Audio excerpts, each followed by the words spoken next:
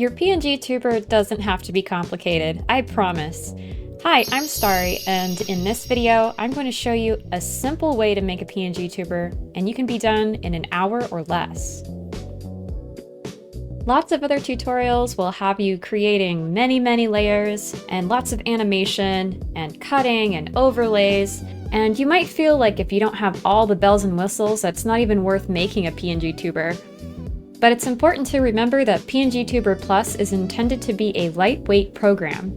And if you have lots of layers, it can actually slow down the program and cause lagging and other glitches. So it's best to keep it simple anyway. All you need for your PNGTuber is your base layer, your eye open, your eye closed, your mouth open, and your mouth closed layer, and that's it. That's all you need to make a PNGTuber.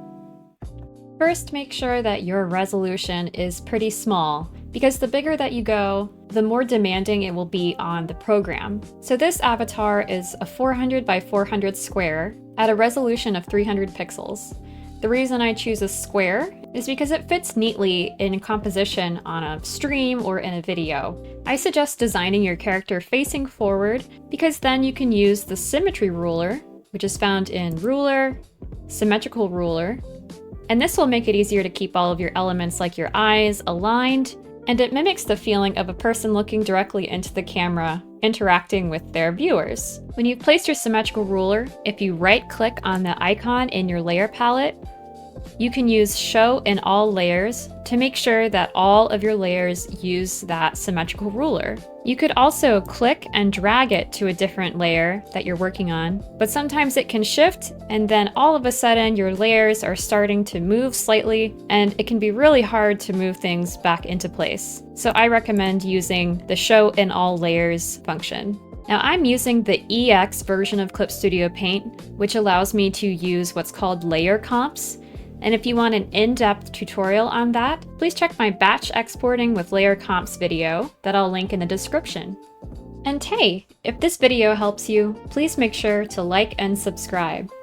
So as I mentioned, you'll want your base layer, your eyes closed, your eyes open, your mouth closed, and your mouth open layers all separate. And make sure that the alpha is showing, the transparency is showing for each individual layer. If you don't have Clip Studio Paint EX, you can manually save each layer by turning on and turning off whichever layers you need over here in the Layers palette. This will work in other programs as well, like Photoshop, and you'll just need to save out each layer as a PNG with transparency. If you have Clip Studio Paint EX and you have access to layer comps, go into Window and then open Layer Comps. And to add a layer comp, in your layers palette, make sure that you only have the layers visible that you want to save into your layer comp. For example, here I have my line art layer and my color layers visible, and then I can go into my add layer comp option, click it, and a new layer will show up. Make sure to name it properly so you know which layer it is. Keep in mind that you can click and drag your layer comps so that they are in order. And if you're saving manually, be sure to use a number convention as well in your file names so that you know where they go in the stack. In layer comps, it will name from top to bottom, meaning back to front. Base will be 1, then we have 2, 3, 4, 5, and this will make it much easier to organize your layers when you are in PNGTuber Plus. Once you've recorded all your layer comps, go into File, Special Export, and Export Layer Comp. In this window, make sure that you are exporting to the proper folder so you don't lose your files. Make sure that the file format is PNG so you preserve your transparency. And in the file name format, keep the layer comp name, which will be this name that you've created in the layer comps list, and the number so that you know where it goes in the stack. If you decide after this that you want to save a different layer comp, you can select that specific layer comp and check Export Only Selected Layer Comps. Otherwise, make sure that it's not checked so that all of your layer comps will be exported, and then click OK.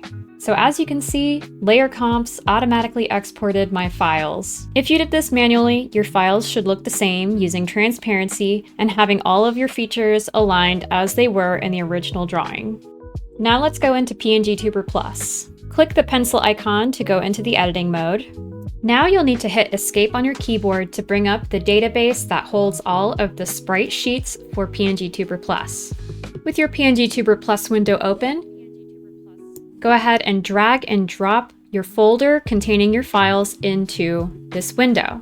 Now that you've uploaded your files, we'll need to add a new sprite. Go into Add New Sprite, find your folder in the directories, double-click to open it, and then open each sprite one by one, starting with your base.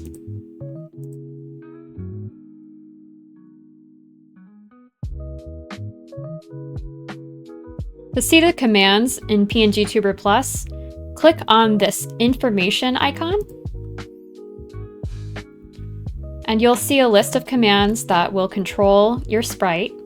The first thing we want to do is to link our sprites by using P on the keyboard. P to enter link sprite mode. We want to link our eyes and mouth to the base sprite. Click on the sprite you want to link, press P on your keyboard. You'll see the link appear. Connect it to the base, which should be the top layer, and do that for all of your mouth and eye layers. Now we'll want to register the open and closed layers. The left icon is the mouth icon. Select open for the open layer, closed for the closed layer. The right icon is the eyes, eye open, eye closed. And if you have your microphone connected, you can see that my PNGTuber is already reacting to my microphone. You can modify some of the animation simply by using these sliders. As you can see, it will change the reactivity of the sprite, and you can play with it as you like. Because our eye and mouth layers are linked to the base, when the base moves, the mouth and eye layers move with it. Click the X to exit edit mode. Go ahead and change your max frame per second to 30 so that it doesn't overwhelm your computer with too many frames per second. You can adjust the blink chance here. A higher number means that there's less of a chance for blinking. You can adjust the bounce force and gravity. The force affects how high your avatar bounces, and the bounce gravity affects how fast it returns to normal. Lower gravity makes it much floatier. So play with these settings as you like. Go back into edit mode and make sure to save your avatar with a name you can remember. If you have multiple avatars, you can load another one if you like. If your avatar is a little larger than you want to use, hold Control on your keyboard and use your mouse wheel to adjust the size. And that's all it takes to create a PNGTuber. Now we're in Screenception. Let me show you how to set up your PNGTuber in your streaming program. In your sources, use window capture. Name your source. And find the PNGTuber Plus window in your list. You'll need to add a color key to your PNGTuber window. Right-click on your PNGTuber window, go to Filters, Edit Filters, then add a filter, choosing Color Key. Then under Color Key Type, go to Custom Color and use the eyedropper tool to select the color of the window. You'll see that it becomes transparent around your avatar. Now you can close it. And we have our PNGTuber floating around on the screen, as you can see here. All right, so you've set up a simple PNGTuber and you've uploaded it into PNGTuber Plus, and you've also put it into your streaming platform. Congratulations, you are a PNGTuber now. Yay! Thank you so much for watching. I really hope this was helpful. Please check out my tutorial playlist for more videos. Be sure to comment down below if you'd like to see more tutorials. And please like, share, and subscribe. I'll see you again soon. Bye!